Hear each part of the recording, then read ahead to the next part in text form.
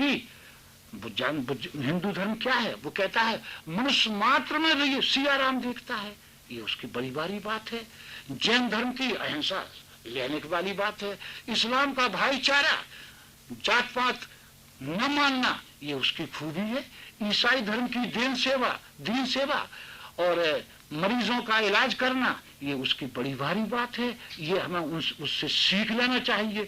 तो हर धर्म से कुछ ना कुछ सीखने की बात है। सार सार ले लो उसका, फिजूल पे क्यों झगड़ा करते हो, जो अच्छा ही हो जाए। तो पहली बात कि धर्म को उसे धर्म संभावित तो होना ही चाहिए। दूसरी बात मैंने ये बताई कि अगर शिक्षक जात संभावी नहीं है, उसको ये समझ के चलना चाहिए कि मनुष्य मात्र की एक जात हो।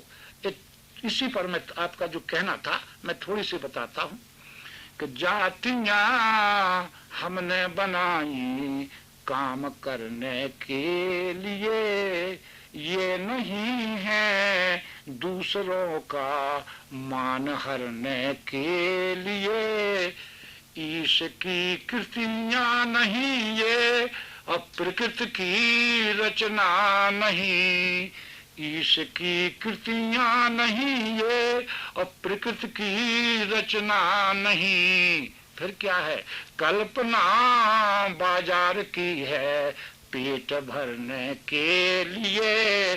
कल्पना बाजार की है पेट भरने के लिए। तो जिस तरह मर्जी हमारी, जिस तरह मर्जी हमारी, उस तरह रचना करें। और जात जीने के लिए है न मरने के लिए। जात जीने के लिए है न मरने के लिए। जातियां हमने बनाई काम करने के लिए। दूसरी बात मैंने ये कही, अब तो घंटी तो बज गई, तो सब लोग खड़े हो गए। कहा सब ने तो और टाइम दीजिए, तो कलेक्टर ने हमारी तरफ देखा, कहा और बोलिए। तो हमने कहा कि अब ये सुन लीजिए कि अध्यापक का लिंग क्या होना चाहिए, सेक्स क्या होना चाहिए अध्यापक का।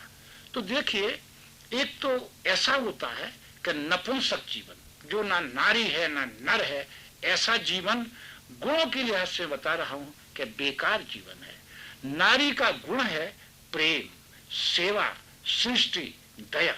नर का गुण है बल, विवेक, रक्षण, ज्ञान। ये उसका गुण है। कौन से गुण ऐसे हैं कि जो त्याज दें हम ना लें। तो चाहे नारी के गुण हो और चाहे नर के गुण हो, किसी एक के गुण तो होना चाहिए। उसका जीवन है एक लिंगी जीवन। जैसे ईसा मसीह थे, ईसा मसीह पुरुष थे, लेकिन उन्होंने नारी के गुण उताराए। प्रेम, सेवा, सृष्टि, दया। हिंसा वो जानते नहीं थे, कहते थे कि कोई एक गाल पर तमाचा मारे तो दूसरा कर दो। एक लिंगी जीवन से, केवल नारी के गुण से वे काफी ऊंचे उठ गए।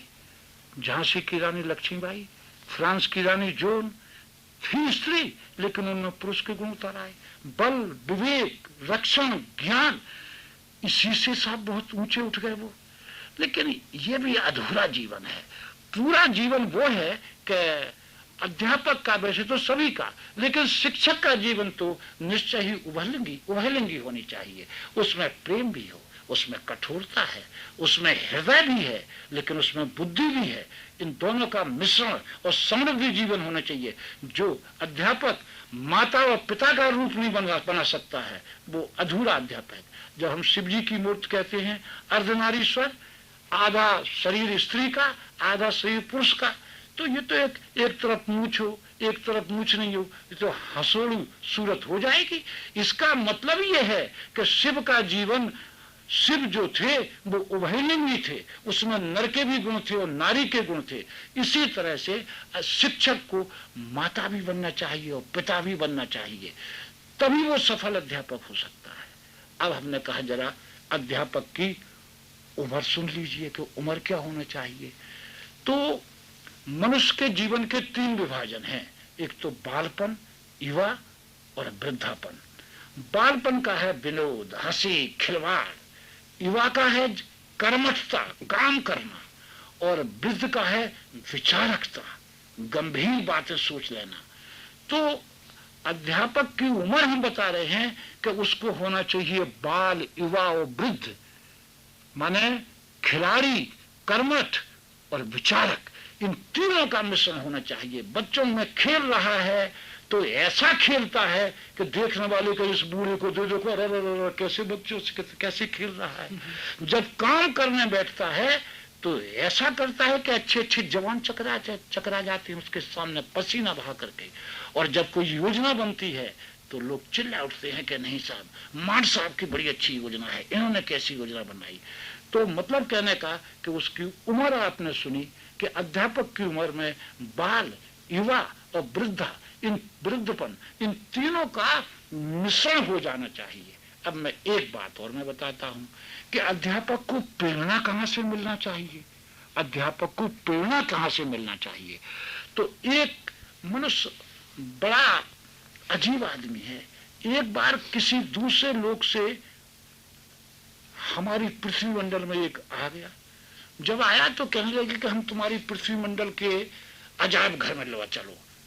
तो गया तो कहा मैं सब जगह तो नहीं घूमना चाहता हूं, ऐसा करो कि एक दिखा दो हमें, एक सबसे अच्छा और एक सबसे बुरा, हम उसी को देख के चले जाएंगे। तो जो उसका गार्ड था, कीपर था, उसने एक खिड़की खोल के बताया कि देखो ये आदमी सबसे श्रेष्ठ है इस विज्ञान में, अध्यात्म में, आप इसके मुकाबले का कोई आपको जानवर नहीं मिलेगा। फिर चक्कर लगा कि क्या, तो दूसरी तरफ से खिड़की खोलती, कहा इसके मुकाबले में कोई बुरा नहीं मिलेगा। शेर को जानते हो भयानक होता है, लेकिन नहीं, शेर तो अपना भोजन खा लेगा और फिर छोड़ देगा ताकि दूसरे खा जाए।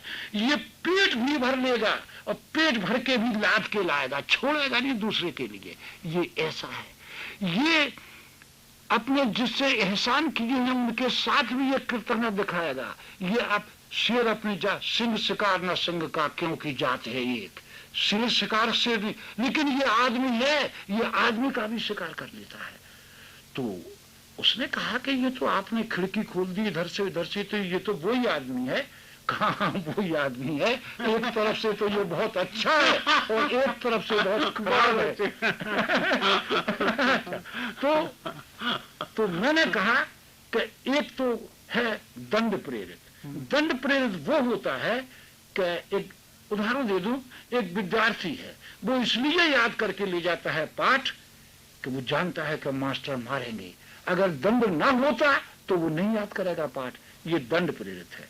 इससे कुछ ऊपर उठता है तो वो होता है स्वार्थ प्रेरित। एक विद्यार्थी है, वो इसलिए पाठ याद करता है कि मैं परीक्षा में पास हो जाऊंगा, एक साल बेकार नहीं जाएगा, ये स्वार्थ को जानता है। ये सो तो ऊंचा है लेकिन अच्छा नहीं। तीसरा है एक विद्यार्थी और है, वो है संस्कार प्रेरित। संस्कार प्रेरित का मतलब यह है कि उसके जीवन में ऐसा अभ्यास डालते हैं कि गुण, अच्छाई, ये उसकी आदतें बन जाती हैं। ये पाठ याद करता है, पढ़ाई सुनता है। अगर ऐसा कोई आदेश हो जाए कि परीक्षा नहीं होंगे, अब परीक्षा नहीं होगी, तो भी ये पढ़ेगा क्योंकि ये संस्कार प्रेरित है। तो मनुष्य को और खास तौर से शिक्षक को दंड प्रेरित नहीं, स्वार्थ प्रेरित नहीं, उसको संस्कार प्रेरित होने चाहिए। लेकिन संस्कार प्रेरित में एक बड़ी हानि है। वो हानि ये है कि देखिए संसार तो परिवर्तनशील है, हमारा जीवन परिवर्तन चाहता है, परिवर्तन ही जीवन है। लेकिन संस्कार प्रेरित क्या करता है कि जब युग बदल जाता है और युग की मांग होती है कि अब ये बात हानिकारक होगी, अब ये बात होनी चाहिए, तो वो अपने को बदल नहीं पाता, वो नहीं बदलता। वो जहां के तहां चमत्कारों में, माने रूढ़ियों में, अंधविश्वासों में, क्योंकि उसके संस्कार पड़ चुके हैं उसके ऊपर। दहेज प्रथा, इन पर भी वो नहीं छोड़ सकता। अरे साहब, कन्या को दान है, दान देना चाहिए और इन्हें लेना भी चाहिए। इन तमाम बुराइयों में फंसा रहेगा। इसलिए मैं कहता हूं कि शिक्षक को विवेक प्रेरित होना चाहिए। विवेक प्रेरित, जो कल तक बात सही थी उसको मानता था, लेकिन आज वो गलत हो गई, तो विवेक प्रेरित उस बात को छोड़ करके आज नई बात पकड़ लेगा। तो शिक्षक को विवेक प्रेरित होनी चाहिए। अगर हमारे शिक्षक इस तरह के बन जाएं